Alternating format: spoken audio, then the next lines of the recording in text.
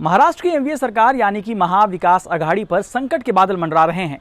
शिवसेना प्रमुख और महाराष्ट्र के मुख्यमंत्री उद्धव ठाकरे के करीबी माने जाने वाले एकनाथ शिंदे ने बगावत का बिगुल फूंक दिया है।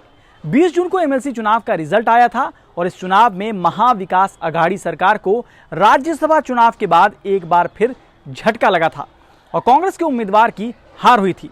अब गठबंधन ये समझ भी नहीं पाया था कि विधान परिषद चुनाव में उनके साथ क्या हुआ है और किस पार्टी के किस नेता ने खेल कर दिया। इतने में एकनाथ शिंदे करीब 20 विधायकों को लेकर एक होटल पहुंच गए और सुबह होते ही पता लगा कि अब उद्धव सरकार खतरे में है। एमएलसी चुनाव रिजल्ट आने के बाद महाराष्ट्र की राजनीति कैसे पल पल बदलती रही और दिन भर क्या चलता रहा, चलिए एक टाइमलाइन से समझते हैं। इससे पहले ताज़ा अपडेट ये है कि एकनाथ शिंदे को शिवसेना ने विधानसभा में विधायक दल के नेता से हटा दिया है। तो आइए आपको बताते हैं कि एकनाथ शिंदे की बगावत से अब तक क्या क्या हुआ है। एमएलसी चुनाव के नतीजे आने के बाद क्रॉस वोटिंग की जांच और उस पर बात करने के लिए उद्धव ठाकरे ने एक बैठक बुलाई जो 21 जून को 12 बजे होनी थी। इसमें सभी विधायकों को सख्ती से मौजूद रहने के लिए कहा गया था। हालांकि इस वक्त तक कुछ साफ नहीं हुआ था कि लेकिन फिर भी शिंदे के घर के बाहर सुरक्षा बढ़ा दी गई थी और खबर आ रही थी कि एकनाथ शिंदे से संपर्क नहीं हो पा रहा है। शिवसेना सांसद संजय राउत ने करीब 11 बजे पहली बार सामने आकर बोला कि एकनाथ शिंदे और हमारे कुछ विधायकों से संपर्क नहीं हो पा रहा है।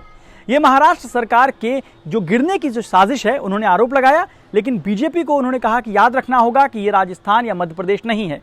इस दौरान संजय राउत ने यह भी कहा कि मैंने सुना है कि हमारे विधायक गुजरात के सूरत में हैं और उन्हें जाने नहीं दिया जा रहा है, लेकिन मुझे विश्वास है कि वो वापस आएंगे। फिर क्या था, कांग्रेस ने बैठक की। महाराष्ट्र कांग्रेस के नेताओं ने गठबंधन में उपजे संकट पर करीब 11:30 बजे बाला साहेब थोराट के घर पर मुंबई में बैठक की।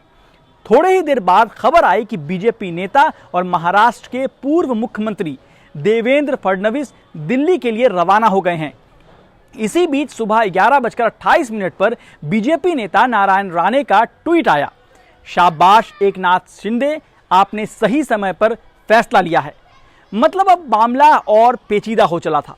फिर 12 बजते बजते कांग्रेस ने अपने सभी विधायकों को दिल्ली बुला लिया ताकि दल बदल की किसी भी संभावना को खत्म किया जा सके। अब महाराष्ट्र में उपजे सियासी संकट पर दोपहर होते होते दिल्ली में हलचल शुरू हो गई और करीब 12:15 बजे बीजेपी अध्यक्ष जेपी नड्डा के आवास पर गृह मंत्री अमित शाह मुलाकात के लिए जा पहुंचे और मुलाकात के बाद दोनों एक ही गाड़ी में घर से बाहर निकले।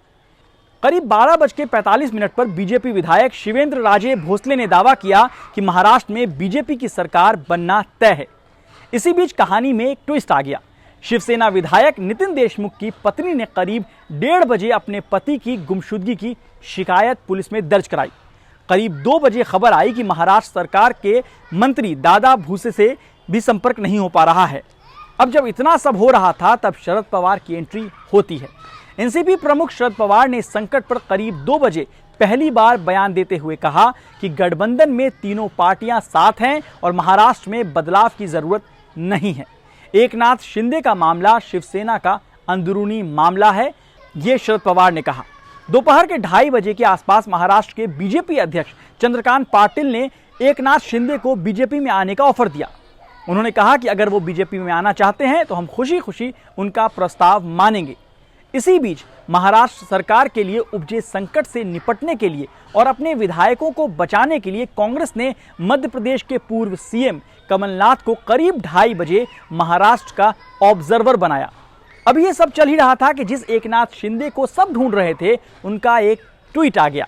एकनाथ शिंदे ने 2:32 पर पहला ट्वीट किया जिसमें उन्होंने लिखा कि हम बाला साहेब के कट्टर शिव सैनिक हैं। बाला साहेब ने हमें हिंदुत्व सिखाया है।